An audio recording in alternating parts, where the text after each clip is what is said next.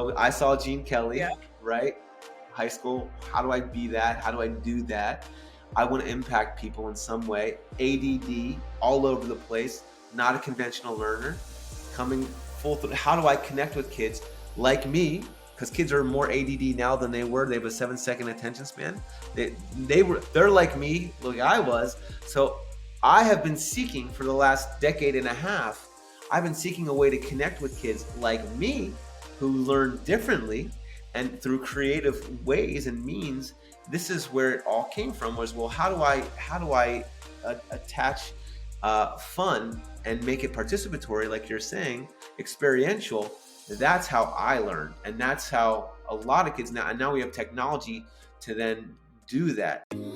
Welcome to the What I Meant to Say podcast. I'm your host, Wendy Jones, founder of Be Better Media and a mom of 4, passionate about human connection. Throughout my journey, I have experienced many What I Meant to Say moments, but since life doesn't give us do-overs, I've created a space to reflect and tell our stories again with a little more grace for ourselves and the hope that we can help others and be better for having listened. Welcome to the What I Meant to Say podcast. I'm your host, Wendy Jones, and I'm here today with Nate Lombardi of the Groovy Project and Comic Book Curious, and I'm so excited to dig in on all things theater and empathy and cultivating empathy in the next generation and all the cool things you're up to. So thank you so much for joining me today, and excited.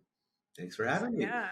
Happy to be here. Awesome. Well, my good friend Jason DeBillius told me that you got to connect with my friend Nate. Like, Wendy, we've had so many conversations about bullying and, what this next generation is facing and how do we create kids or, help kids feel safe in the world to be able to connect with kindness. And he's like, you just got to talk to Nate. So I picked up the phone and you were so responsive and our first conversation was so awesome. I'm like, okay, we got to do a podcast. So here we are. And just give me a little background about your life. And I know you've been in the creative arts. So let's just give our listeners a little bit of background of that. And then we'll dig in on the empathy and bullying. Okay. Well, I grew up an ADD child to 2 hippie-ish parents that were camp counselors in the education world. So running around like Tigger. And I was a sweet kid from what I understand. But I don't remember anything about my childhood. I do remember when I saw Gene. I was an athlete. I played volleyball and soccer and baseball, and I wrestled all the way through. And then I played soccer even in college and volleyball for my freshman year in college. So theater was what I did when I wasn't playing sports. Choir, theater, show, whatever it was. And it was just, I was busy all the time doing things. Because I couldn't sit still. Isn't that cool how back in the day you could do all of those things? Yeah. I wonder, if there's something to that. Yeah. There is. Well, I mean, and you can talk a little bit about this. I mean, your son is playing at the top level in the country for volleyball. My nephew he's 10, and I saw him on Sunday do a backflip with 2 twists on a trampoline. If you've ever seen how fast you have to rotate to do 2 twists and a backflip, he's 10. Yeah. He's 10 years old, and he does it 4 to 5 days a week. So he's, part of the Pennsylvania State team and all of that. But I wonder, it's great because it gives him a thing. And he's a very bright kid. He's part of the gifted program and all that. I'm very proud of him. But I was doing so many things that I was pretty good at almost everything I did athletically, but never exceptional. Mm-hmm. So that's an interesting thing. Do you, as a parent, I can ask you, what did you do? Because you have a daughter that's playing volleyball and doing theater, and you're obviously top of the game volleyball player. So I I don't know if it matters what they're doing as long as they're doing something and they love it. You hit the nail on the head. I always took their lead.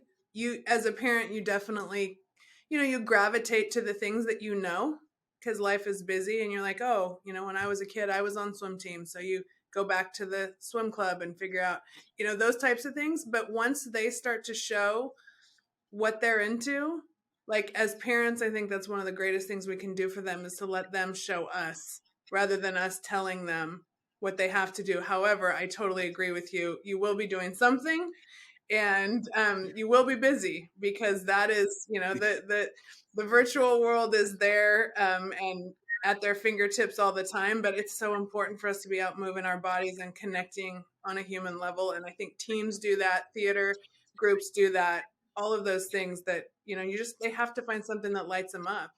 And if it ends up being one thing to get to those top levels, if they have the drive to do it, then, you drive them and you feed them and you talk to them about it. And that's all you do. So, yeah, the forcing doesn't work in my experience. It's really interesting that you say that, and as you say that, I think about the 3.1 billion gamers on the planet. 3.1 billion, and that includes Candy Crush, that includes Tetris. So you think about how children are raised with an iPad in their hands or a phone, at least in the U.S. and countries that have the wealth to provide those. But cell phones are getting pretty ubiquitous pretty quickly. And now every college has not only a varsity but a JV and a club team for gaming. So almost every school, and you think, and they get scholarships. They get scholarships to go to school for gaming, and it's crazy. I was asked to be an advisor at the University of New Haven, which I'm not doing, but they have an esports master's degree now, a master's in esports management, because the gaming industry will be $600 billion by 2030. $600 billion. It's now around 195 or 230 who you speak to, but it crushes the film and TV industry. It's a massive, massive industry and growing, gangbusters. So knowing that that's what kids are doing, and not only kids, the average gamer is 34 or 32, because I'm 45, and I grew up not gaming because I was always doing other stuff, but all my contemporaries were, so like maybe a 15-year-old has more time to game, but it doesn't mean that someone that's in their middle age hasn't been gaming their whole lives. So and it's still part of it, and you can build really strong, fun communities online while you're gaming. I don't do that per se because I'm an entrepreneur and I'm doing 100 things, so I don't really choose to spend my downtime gaming. But 3.1 billion people do, so that is huge. It's almost half the planet. Um, so I grew up and I had like a little Nintendo. I didn't even have a Nintendo, but I had an Atari, Mm-hmm. and I playing sports. And when I saw Gene Kelly and Singing in the Rain, I said, "How do I make people feel the way he made me feel? How do I do that? Because it's a gift to make people, to give them that escapism." And that was through film and TV, but it can also be through gaming. It can be through sports. But the way he filled me up, I'll never forget. And Leonard Bernstein said when he saw that scene in Singing in the Rain where he's dancing and singing in the rain, it's like a reaffirmation of life. And I thought, how do I give that to people? Because I can't dance. I mean, I can sing, but how do I be that guy to people? How do I be that guy? Because I know my heart is big. I know that I want to impact the planet. And how do I do that without the skills that he has? Mm-hmm. So I went to school as a theater major at Muhlenberg College, which is a nationally ranked theater program in Allentown, Pennsylvania. And it's a small little school, but with awesome facilities there and really talented staff. And that's kind of when I really went both feet, both hands, swan dive into the theater world, kind of catching up with a lot of the other kids that were further ahead than I was. So yeah, so that Muhlenberg College was a place where I just went back to speak, as I said, this weekend, and I was walking around thinking about how much that created who I am as a human. I learned things as a student, but I learned what's important to me as a human, and I was fortified in my artistic pursuits by cool, fun humans that were also doing the same thing. So Yeah. So then I guess you're wondering how I got into the empathy space or education space yeah. or what's it what else? Yeah, well, I kind of want to go back to you. You said that just a little bit more on. I heard you say a couple things about, how do I give back, and having that realization that you want to give back, and how do we get to that space when like that's in your heart, and you can feel it as a person. But you said your parents were kind of hippies and camp counselors, and do you think there's something that Yeah. they imparted to you to give you that signal Yeah. that you knew you wanted to give back? I wish that everyone could go to camp. I wish that everyone could go to camp because at the camp that I went to, which is called Bear Creek Camp, my parents were founders of this camp, and it's a Lutheran church camp. And I grew up going there and walking around, and my dad being like, "That's a sassafras, that's a red maple," and just learning about nature and loving nature, and then they had quest groups where they worked on character development and communication and singing and having fun and group work. And that changed me fundamentally. It just became part of who I am. And my parents' best friends to this very day are from the 1970s when they were camp counselors. And, my mom was 20 years old when she got married, and with a little flower dress and a little flower crown, and and it was a beautiful, beautiful ceremony. She walked down the aisle, and even though I ain't got money, I'm so in love with you, honey. Yeah. Like, it's a beautiful love story. So it was always part. My dad was a teacher. My mom was an early education teacher, so it was always around me. Mhm. And I just remember being a highly empathic kid when I saw kids on the commercials, when I saw the rainforests were being destroyed. I remember telling my dad when I was 7 years old, saying, "Dad, I need to send $25 to this organization. It's 215." I wrote the number down, and he went, "That's a Philadelphia number. What are you calling Philly for?" And I told him. He said, "Well, Dad makes at the time my dad was making $19,000. We had basically a tiny little house, and he was a teacher, and I didn't we didn't really have money, but we didn't starve or anything. It was Yeah. teacher salary." I always see that. I notice that because in some of the stuff we'll get into with what you're creating, I was thinking how do we address such a diverse group of when you're talking about the next generation when their needs and wants are so incredibly diverse. But I think you just hit on something there that's like there's a level of security that's provided where when you have that, parents that love you and you have that home, no matter how big it is, but if you're not wanting for food, for clothing, for your wondering where the next meal is coming from, there's a place that we get to grow from that not everybody does. And it's Yeah, interesting to hear you say that and then to lead into that empathetic nature that you were born with, but how you yeah, developed that. So yeah, keep talking about this how you got from that space to what you're creating today, because there's a beautiful link between your story and the what you're creating with comic book curious. Yeah. yeah. Um, just before we leave this point, I worked in Queens in 2017 with a step dance team we won a bunch of awards in New York City, and out of the 13 girls, they were all girls. I think 8 or 9 of them were from single parent households, and we did a PSA about broken Mhm. homes, and the statistics are overwhelmingly heartbreaking. when you learn about the the crime percentage, the early pregnancy percentage, the dropout rate percentage, the percentage of what happens to children that don't come from from a two parent household, the numbers skyrocket.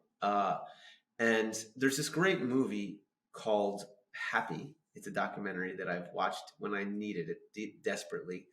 And it talks about how if our basic needs are met, uh, the difference of happiness. So if you're making $5,000, and now I think the number is 75, but at the time it was 50,000. So if you're making 5,000, or let's say 70,000 now, just pick a number.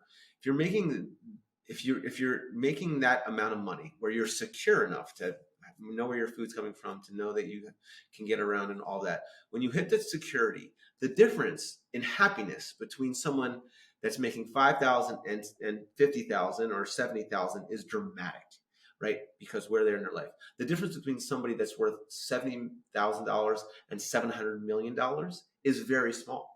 It is very interesting when you watch this movie because they've studied this happiness scale, what makes people actually happy. And it's not 10 boats, 14 houses, and it's community, it's your natural disposition, it's having a sense of purpose, it's these other factors. So for me, knowing that, and being grateful for a cheery disposition, because some people are born with chemical imbalance in their brain, and that's not their choice.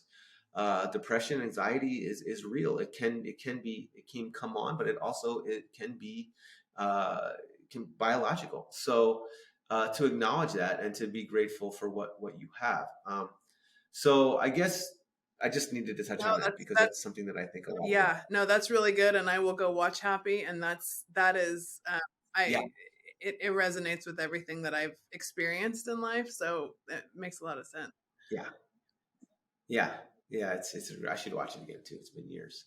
Um, so from there, I knew that I wanted to impact the world through art because I one of my favorite bits of information is during the Depression, during world wars, people they especially in the Depression.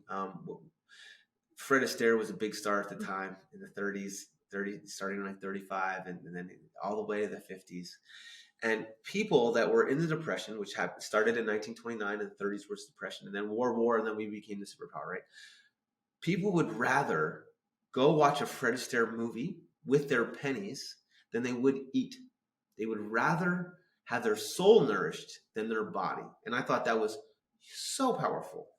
And it really resonated to me because at the time there was this earnestness because there wasn't text messaging, there wasn't email, there wasn't FaceTime. So if someone was going off to war, you might not see them again. That could be your love. So it was a very romantic time where I love you, you're the one for me, golly jeepers, And I'm not saying it was a perfect time, and I'm not saying let make America great again. I'm saying this specific attitude of being open-hearted and putting it out there really got me. That for me. I said love songs and that type of perspective is where I want to hang, where I want to be, where I want to live.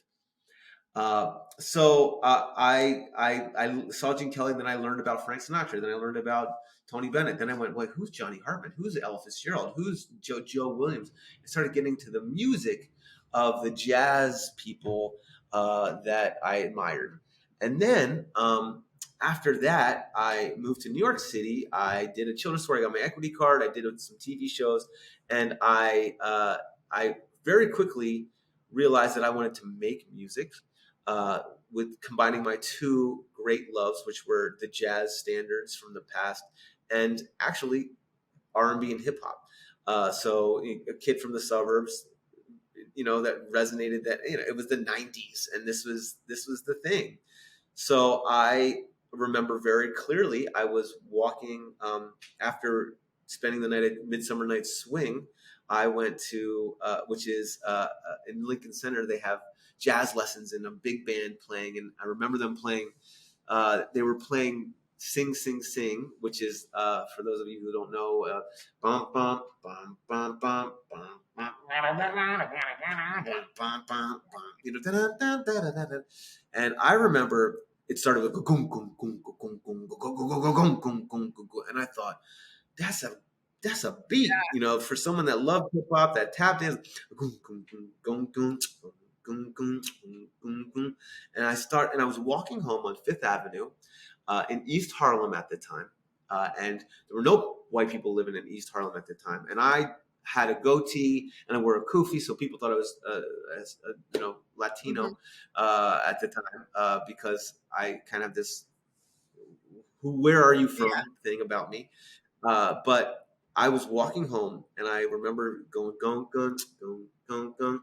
And I'm in Harlem and I'm going, white boys that got a little rhythm. White boys that got a little rhythm. Yo, I got rhythm. I got music. I got New York who could ask for more. Yo, I come on strong, you won't miss a beat. You better step aside if you can't stay in the heat. Hit you with the cut from 1935, and just like the Bee Gees, we try to stay alive. Yo, gong, gong, gong, gong, gong, gong, gong, gong, gong, gong, gong, gong, gong, gong. And I thought that really works. That really works. The two musics that I love actually come from the same place, which is black brilliance, right? The jazz music and hip hop, and they blended together well. This is before In the Heights, before Hamilton, and I remember going, "Wow!" And Juilliard at the time was having their first cohort and their first class of jazz musicians that were handpicked. There were 17 of them, so I went there and I hired them, three of them with my waitering money, and I said, "Y'all, I got this idea. I want to make, you know." And they're like, "You're gonna rap over the swing section, bro?" And I'm like, "Yeah." And they're like, "Whatever." And I did, and I was in a movie at the time, and I was at the rap party, and I started playing this demo CD that I made with these kids, and this woman was in the corner, and she said, "Who is this? I got to get this CD." And I said, "Oh, it's my demo. I'm working on it." She went, "Really? Okay. Well, I'm a producer on As the World Turns. You know, do you want to, you know, come and be on my show?" And I said, I kind of want to be a recording artist, and you know, maybe movies after that. But anyway, we became best friends, and we both had Nora Jones and Eminem in our CD players at the time, and that was like, so she is my best friend to this very day. But to have an Emmy and Tony Award winning producer championing you is what you look for as someone that's an artist. And I found her pretty quickly in New York. And we then went around to New Line Cinemas and sent the CD to a whole bunch of places. And we stuck to our guns, which in 2020 hindsight, whatever, we should have sold it because we were offered millions of dollars to sell this screenplay, which was kind of like 8 Mile meets Chicago in the where it's like this white orphan in Harlem that was, and but they wanted to buy it, and we were like, no, this is his Rocky, this is his Good Will Hunting, and we were like, no, and so we turned down some really cool deals, and I put all my eggs in that basket. So that I did that for a while in New York, and then in 2012 bullying came to kind of cyberbullying became a real problem very quickly, and there were people that were committing suicide and getting really, really affected by cyberbullying. So we decided to make a music video. Me and my best friend, her name is Jennifer Maloney Preziosa. We made a music video at a school in upstate New York with this Emmy award-winning cinematographer. We went and we did a one-shot with a bunch of kids that have been expelled from their schools. It's called a BOCES school. And we shot this one shot music video, and it went great. It was taking one of my songs, and the kids were really empowered by it. And that was my moment of clarity where I thought, this is what I want to do. I want to take my art and I want to impact kids because that's what I care about. And they loved it, and I loved it, and they were validated, and I was validated with my art. And then we got on 2020, and like 100 celebrities retweeted it, and we got on NPR, and that was really cool. That was the first Groovy project because the name of the song was Groovy, and it was based on this Jim Post song from 1968 I think it's so groovy now that people are finally getting together. Think it's, and we had an upright bass, and then I rapped, "Yo, this is the perfect time and all place with this mix of people to talk about race." But I made this about education and how they should stand up for each other, all this stuff. So it was a little hokey, but at the time it felt right, and they gave them something to do, and it came from a genuine place of wanting to make. Uh, Give them an opportunity and give them an opportunity to be positive. So that was the first Groovy Project because I was volunteering at a school in Brownsville, Brooklyn, which is it's a pretty rough neighborhood. And I was just volunteering and working with third graders and seventh graders. And I was doing actually the history of black music with the third graders. And we were doing scatting and James Brown. We were going through the history of black music, which is kind of the greatest thing that our country's ever provided artistically in the world, and we were going through that to teach them history and pride, and then we were going. And seventh graders, we were rapping the Pearl, which was their assignment. But I was doing that, and then I said, okay, cool. This music video that I did with these kids kind of was my eureka moment, and then for 10 years until now, I'm starting to work again with kids in some of the most underserved communities in the country. So Far Rockaway, Flint, Michigan, the Bronx, Harlem, all of that came from me going into communities and figuring out how to put some spinach on their pizza, how to make them better global citizens by just having fun and doing what they love, as opposed to trying to stand on a soapbox and tell them what they should care about. Mm-hmm. Yeah, I helped my friend. I produced a video for some actually for some special ed teachers, and I ended up calling it Connection, Not Correction. And I love what you're doing by connecting. I mean, with what you're so passionate about, but you've turned it into a purpose that connects with that next generation rather than pointing out the things that are wrong. It start looking for the things that are right.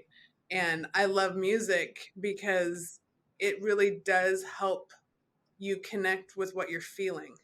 And if you run into, I think there's a lot of situations, especially if there's not safety involved, kids are afraid to feel. So we turn the, people, anybody really, we turn those things off when we're scared. And music has that ability to kind of start to draw it out of you and in a safe space. So I mean, what you're talking about is, and I'm not a musician. My volleyball player plays the piano, and there's no better place in my house than when he's home, he's playing the piano, I'm cooking, like food, music, a little bit of sports, like doesn't get any better,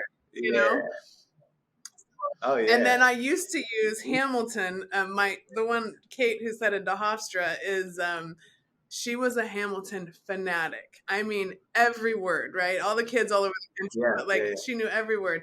And that stage of life when they're kind of in their rooms and they're like, oh, they're not coming out so much. I would just put Hamilton on in the kitchen, and all of a sudden, they start coming out, and she'd just be.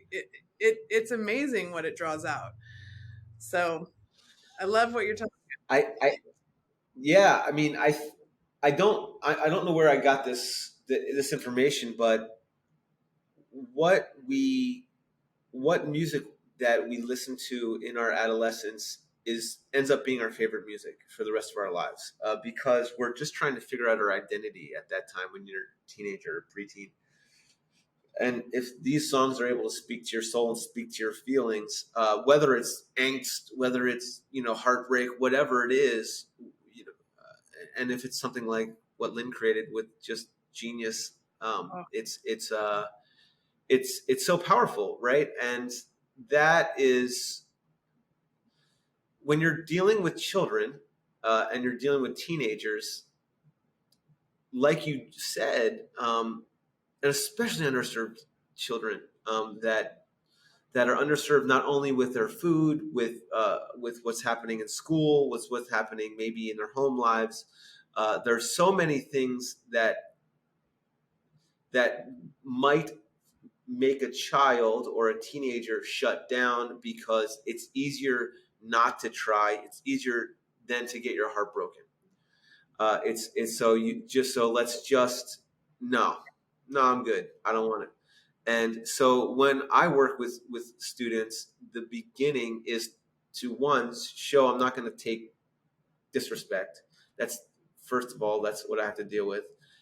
And two, I have to earn their trust, because if I'm going into underserved communities where I am usually the only person that's, or they, a lot of people come in, and it's all people BIPOC, right, which is Black, Indigenous, people of color, right.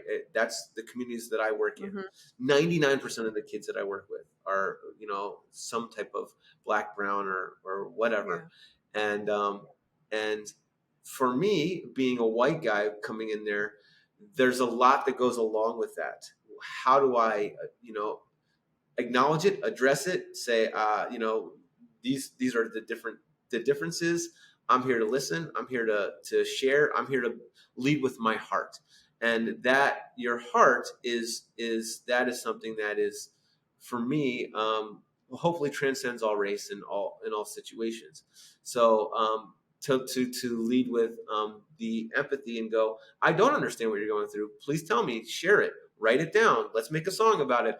What do you want to say to the world? What are you talking about? Like, let's collaborate upon it, because I can't speak for you. I have no idea, but I'm giving you a platform and tools to create something that you might look back at and you might be proud of, or you might look back at and you might be like, boy, what was I going through? But as long as we disable the comments, because a lot of kids are paralyzed by the judgment that they get on YouTube or social media. And it's a really scary time, because, in a middle school, out of the 5 most important things that kids deal with, 3 out of 5 are fitting in just enough, and then being just enough different. And that's more important than academics for most kids. It's more important than almost anything. So acknowledging that and going, cool, I know that what we're doing might be a little bit dangerous and scary for the social setting that you're in. But if we can get everybody on board with it and pick out what you like, you want to be a makeup artist, you want to be a person in front of the camera, you want to work on editing, you want to work on costumes, whatever it is, there's something for everybody. If we're making a music video, there's something for everybody if we're talking about games. And that's why I chose that medium, because they're watching YouTube all the time anyway. They're watching. So if that's what they're doing, let's go there and see if we can kind of help point them in a certain type of direction, or at least show them opportunities in different perspectives. Yeah, which is exactly what you're doing with the Eccentrics, right? I hope you're enjoying this conversation on What I Meant to Say, produced by my company, Be Better Media. To see the world of why we are striving to share inspired edutainment, I invite you to please check out our website, bebettermedia.tv. Here you will find all kinds of great stuff, from upcoming new productions to lifestyle products and services I personally use and endorse, to links to great books and other podcasts I love and recommend. Please check us out at bebettermedia.tv. That's bebettermedia.tv. Yeah, so good job. The Legion of Eccentrics, dun dun dun. In 2018, Black Panther came out, and I was working in Harlem in a middle school, and I was working with this awesome organization called the Children's Aid Society. They've been around since 1868 or something, and I was also going to the United Nations a bunch, and going to the youth conferences, and I was hanging out and just participating, and realized, with the SDGs, which are the Sustainable Development Goals, there are 17 of them that most countries have agreed to work on these 17 different things, whether it's land animals, sea animals, education, quality of life. There are different buckets, different goals that we're all trying to by 2030 get on board and say, cool, we will only save the planet if we do these things, and we need to do them collectively. And for countries like the United States, we have done so much more damage than other countries, and we have benefited from the oil production, from steel, from concrete, from all the things, from technology, that other countries now are trying to catch up. And we're like, no, you can't use oil, you can't use steel. So it's a really interesting time where countries like we're the richest country in the history of the world. How do we help other countries, that don't have this type of resource, come along for the ride? Mm-hmm. So and I was so they created the SDGs to make it consumable and bite sized. But I was going to these youth conferences and going, okay, cool. Lily Singh, yes, she's amazing. I'm a huge fan of hers. But besides her and a couple other things, they were kind of missing the boat. They actually brought the BTS to come, which is like the world's largest boy band. They came and spoke. So they were doing some things, but largely the SDGs were going unnoticed. So when Black Panther came out, the kids and I lost our minds. We went freaking crazy because Black superheroes were saving the world. It was amazing. And I thought, well, how do we give them that? How do we put some spinach on their pizza? How do we put vitamins in their cupcakes? How do we make Wakanda Rwanda, right? How do we do that? Because kids don't consume media, they participate. Now they're on YouTube, they're on TikTok, they're on Instagram, they're on Twitch. That's what they're doing.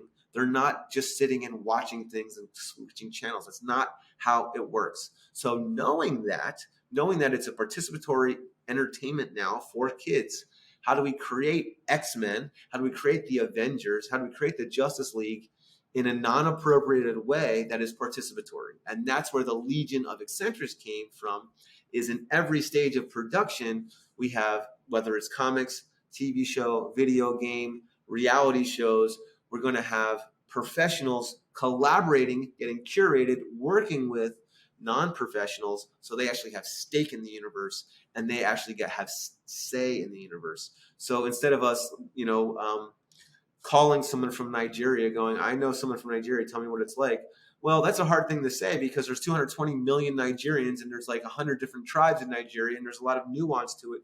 So how do we actually create something that actually represents Nigeria, that they actually have something to say in? So then that is the whole goal, is to do this in a massive way and to become a Marvel, to become a DC, where instead of it just being Hollywood creating it, it's not. It's truly a global community that's safe, that's fun, and that's diverse. And if people can play and hang and create together, that will be really cool. Yeah, that whole creating over consumption really hits me, and that ability to have that creative mentorship.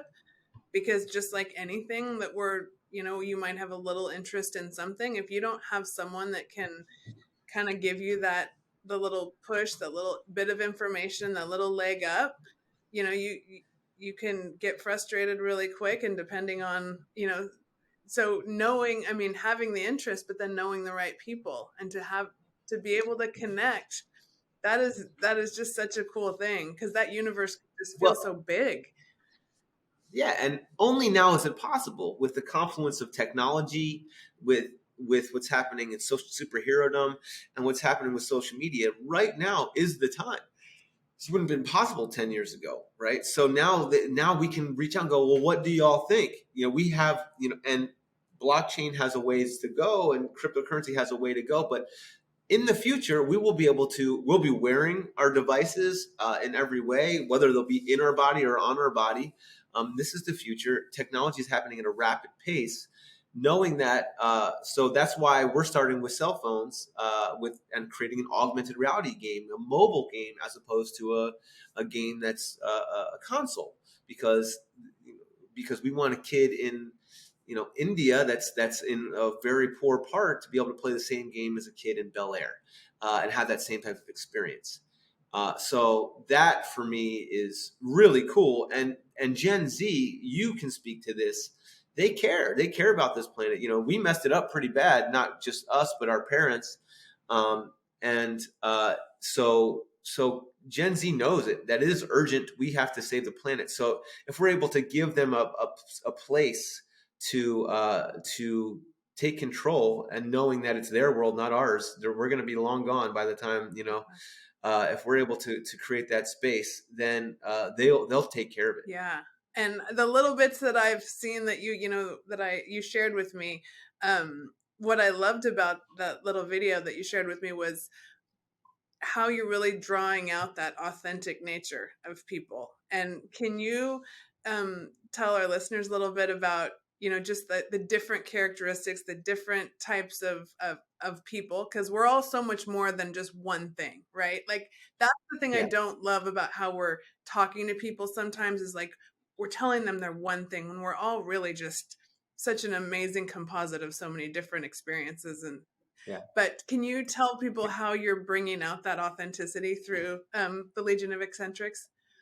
yeah. Well, the cool thing is Stan Lee has been doing this for decades, right? X-Men was about racism. It was Superman, who was DC and not Stan Lee, right? Superman was an alien written by Jewish people from New York City that were getting, a lot of flack for being Jewish, and the representation of comics and superheroes, and it has had a direct correlation with social commentary for decades and decades, and it's an underhanded way of addressing things that are really prevalent issues, and that's super cool. Stan Lee, when he created Fantastic Four, the superheroes were not more realistic, and he wanted it to be more about relationships and more about the life of the humans, not the superhero powers. And he was going to get fired anyway, so he was like, let me just do something that I actually like. And he did it, and then it was a huge success.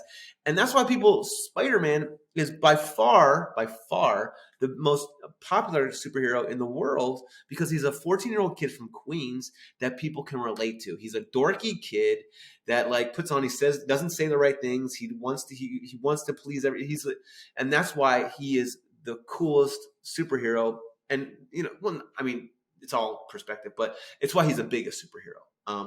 I remember, Yeah, you're taking me you back. know, My now 15-year-old boy did everything you just said about Spider-Man. I was like, oh, yeah, he was so connected. But like his older siblings were like, when are you gonna take that Spider-Man costume off? I mean, he ran around in that thing. Like most of our family pictures, the kids wearing a Spider-Man costume. So you just said yeah, it. I'm like, oh, that was pretty wise. I love it. yeah, So yeah. Well, and that's the cool thing. So Stanley also created Black Panther, right? He was one of the creators of that, uh, with the right intentions. And then you had a very largely, you had white men and a few white women creating characters from around the world, and we're in 2023 now. That's just not cute. It's not cool. It's not. You shouldn't be speaking for other people, and that for me is the most important part, right? Because in our universe, uh, our characters will be flawed. They will be humans, but they will. That's why it's more X-Men than it is anything else, because the X-Men, it's all about the drama. It's like a soap opera with drama, with superhero powers, right? There's love interests, there's all that stuff. So that's what we want. So I've created 80 characters. For years I've been walking around going, I'm walking down the street, Plastic Man, Rubber Man, whatever. Just going, what are interesting things? Now Marvel and DC both have like 5,000 characters. There's so many characters. They've got decades of people that have spent their lives creating and fascinated and fanatical about these characters. So they know lore upon lore upon lore upon lore upon lore, and that's what I want for this. But I have started the ball rolling with some characters that are intended to then be taken and changed and made better and made more authentic by the actual people from the actual places. So what I've done is got the ball rolling with people, and that's going to be the fun of it. So, and another part that will be fun is if you are contributing to your character, or you will obviously you have your own avatar and be part of our legions. We have 10 different legions, which we have the Legion of Artists, the Legion of Athletes, the Legion of Shooters, the Legion of Weaponers, the Legion of Racers, the Legion of Brainiacs, the Legion of I don't know, a whole bunch of I said performers, whatever. So there's a whole bunch of legions that kind of like Harry Potter. What legions are you in? And where do you fit, and where can you contribute to the greater good or to the missions? That's really fun. We're going to classify people in their missions, but also for the national characters, if and when they contribute to a movie, to a cartoon, to a comic book, to a whatever, we will then pay them royalties. So they'll actually get paid out for contributing to it, which is, that right there we can do because of technology, and that is going to change hopefully entertainment. Wow. That is just the amount of connection that you're creating in the virtual world is just, it's mind blowing to me. Like, You know what? It's only happened because I am someone that cares about connection overall. Like that is the whole super objective. I am not someone that's a crazy gamer. I'm not someone that's a crazy comic book person. I'm not someone that's like that knows every film of all time. I'm not someone that knows every superhero of all time. It literally came from, what are they doing? What do they love? And how do we make that cool and connect the world with impact, with gaming, and with entertainment? How do we be at the nexus of those three things and get the best people from each sector to contribute to it and be part of it? That is how we're going to create a movement, which is way cooler than just creating another superhero universe or another fictional universe, which there are thousands, if not millions of, right? There's not a lack of universes out there that if you want to pick up a graphic novel or watch one of 1 trillion videos or 1 trillion TV shows on 1,000 streaming services. yeah, The thing that makes this different is the participatory aspect. so cool. And so, how are you connecting with those potential creators out there? Uh, Slowly but surely. I have a team. I have 2 Nigerians that work with me. I have a Filipino that works with me. I have a couple of Venezuelans that work with me. I have this guy from Miami. I've got people in Portland, San Diego. We've been creating. We've had over 550 articles that we've written for the Comic Book Curious website, talking about human interest stories. We've done art contests on our Discord, so we'll give out prizes for people. We're like, okay, this week is medieval, lore. Create something on that. So we'll do contests. We go to Comic Cons. We create prizes for Comic Cons. Cosplayers seem to be where we're going to start focusing mostly on Comic Con play, because cosplayers already dive deep into time and effort and care, because they're sewing costumes and spending money on it. So they are special and beautiful breed of people. So if we know that they're that committed to the creativity, those are kind of going to be our people, and toy collectors and comic book collectors and people that like for me, who isn't any of those things. I just love the Marvel movies, the DC movies, and all of that. We want to create a space where someone that knows every planet in Star Wars can have a fun conversation with someone that just watches the Marvel Yeah, movies, and not it be this snobbery of, well, you don't know the fourth galaxy of this Star Wars universe, yeah, like, and unfortunately, I didn't know this till maybe a couple years ago.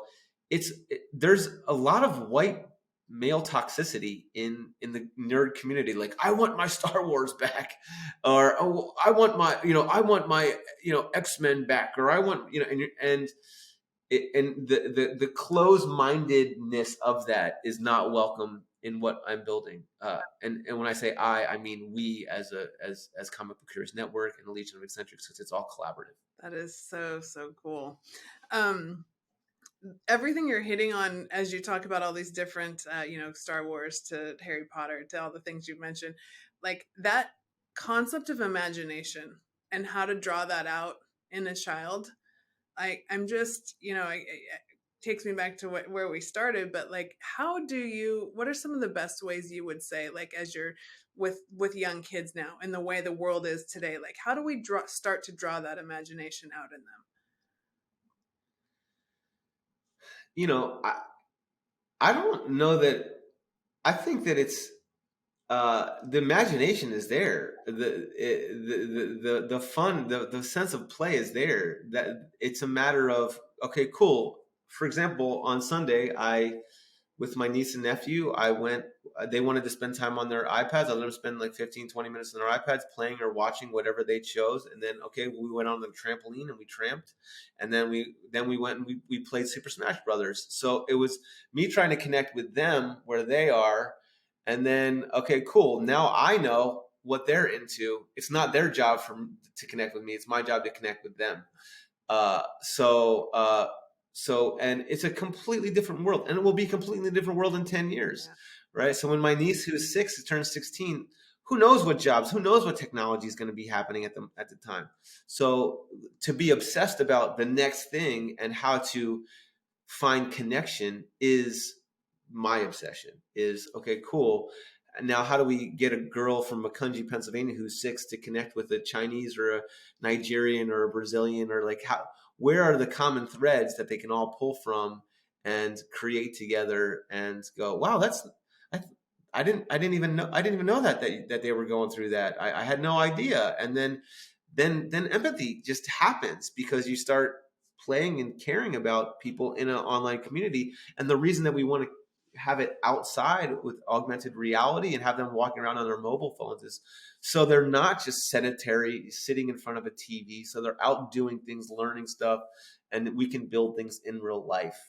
And that, so again, not just trying to create a game, but trying to create a movement where that they really Yeah. feel like they're part of. And that's what a movement is, when people put themselves into it. Yeah, and you're hitting on something that the podcast that released this week. I talked to an RN from Columbia University on narrative medicine and moral health and all of the things that are really at the forefront of how we could make our healthcare system better.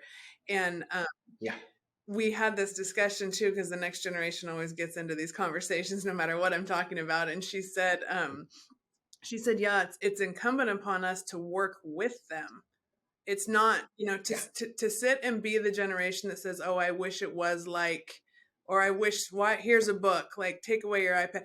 She's like, no, that their genius is there, and how do we work with them? And so it's like to have that conversation a couple weeks ago and then be sitting here talking to you. I'm like, I just love seeing how these threads go through. I'm like, it's happening, and Awesome, Wendy. Good for you. Look, you're making the it's connections. so cool. It's for me, and who I'm a big fan of people that do things for the planet. Like, Bill Gates is a flawed man, but what he's done for the planet is cool. What he's continuing doing, what his wife is doing, and he says, I could tell you stats about 10 million children that are starving from whatever or dying from but that won't hit at all.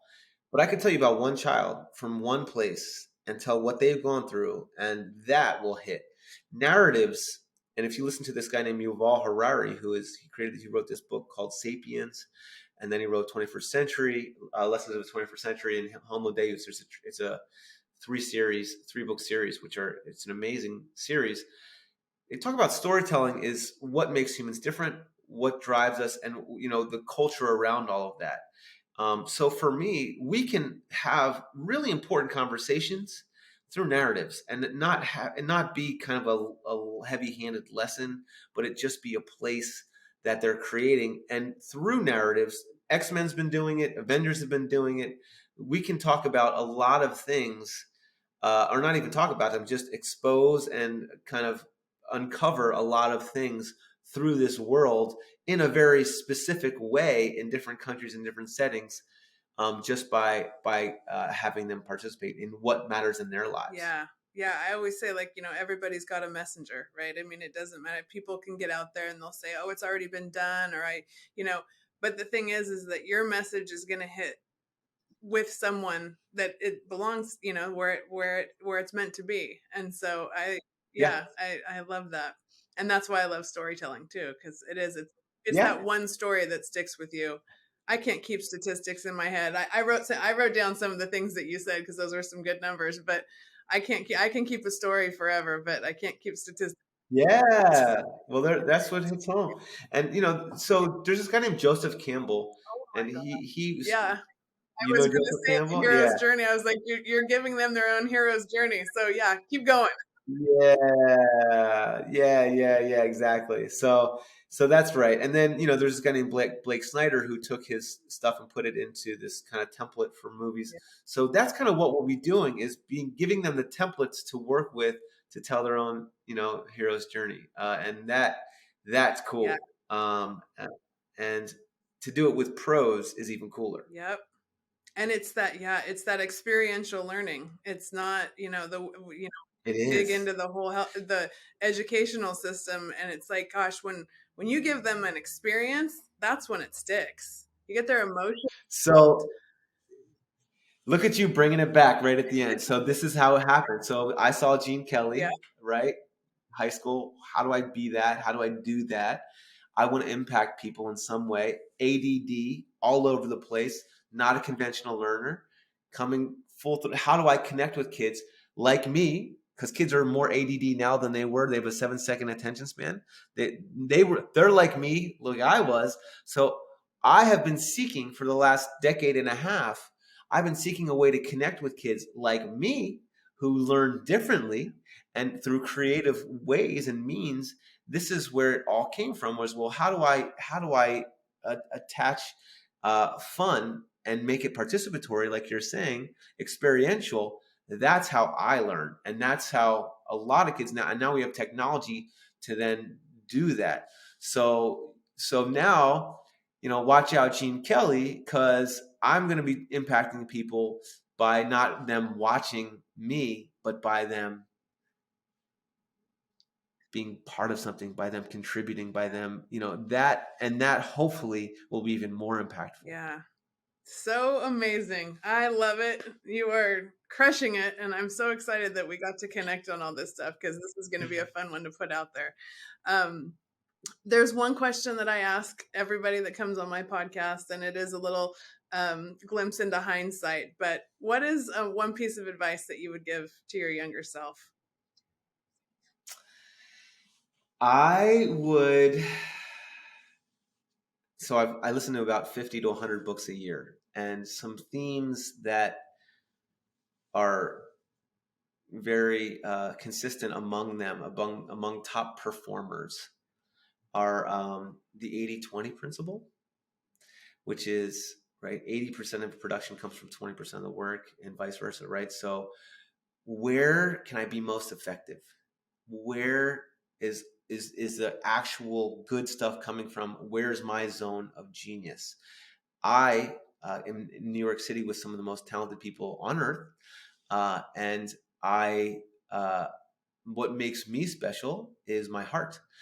So I would have told my younger self, uh, relax, follow your heart, don't be everywhere all at once. Think about how you can be most effective with your time. Because if you're saying everything, you're saying nothing. And I would also say journal, because when you're moving so damn fast and you're an ADD person, you go, I don't remember that. I was just moving so fast. I see pictures of it. That would bring stuff back, but I would say journal, because it helps you reflect. It helps you make decisions. It helps you grow. And I've been doing it for the last, maybe, I don't know, 6 months or a year, and it's really been great for me to even write down what happened today. What will I do better? What am I grateful for? Living in gratitude, living intentionally. That's what I would say to my younger self. Yeah, that journal. I'm with you on the journaling. It's an amazing way to Mm, slow life mm. down. And then when you look back, it's a really cool thing to have. Well, I mean, your journaling is probably way better than mine. Mine is like, went to this, did this, did this. It's not like, so how am I Yeah. feeling? What's the softest part of my heart today? Like it's not Yeah. that. But once a month maybe I'll do that monthly recap of Yeah. what I Well, it remember. sounds like you're doing a few other things too. So I don't. You know, You've got it. You got it figured out. So Well, Well, thanks so much for having yeah, me. thank you so much for this conversation, and I can't wait to get it out there and just see where the League of Eccentrics goes and follow along. So thank you for joining us today. I'm your host, Wendy Jones, and this is What I Meant to Say, and I'm just here to remind you to be real, be you, and be better. Thank you so much for listening to What I Meant to Say. If you enjoyed this conversation, you know what to do. Subscribe, rate, review, and for more great content, courses, and lifestyle, go to bebettermedia.tv. Some of these stories contain sensitive content about real-life events, and all of the information in this podcast and from anywhere on the Be Better Media website is for informational purposes only. If you find that you need help, which we all do from time to time, please reach out to a licensed professional for help.